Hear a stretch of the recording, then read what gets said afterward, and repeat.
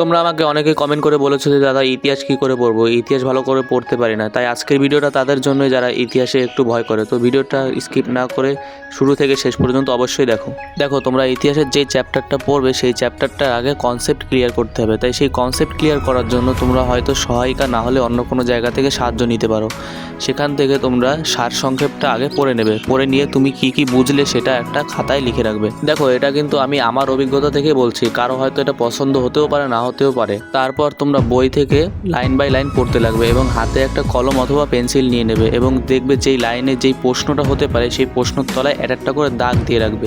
এইভাবে তোমরা কিন্তু একভাবে পুরোটা পড়ার চেষ্টা করবে না, যেটুখানি পড়বে ওইটুখানিকের মধ্যে তোমরা যতটা কোয়েশ্চেন দাগিয়েছো সেটা একটা খাতায় লিখে রাখবে। এইভাবে কী হবে, তোমরা যখন রিভিশন করবে চ্যাপ্টারটা তখন তোমরা এই প্রশ্নগুলোর উপর দিয়ে একবার চোখ বুলিয়ে যাবে বা প্রশ্নগুলো জোরে জোরে পড়বে।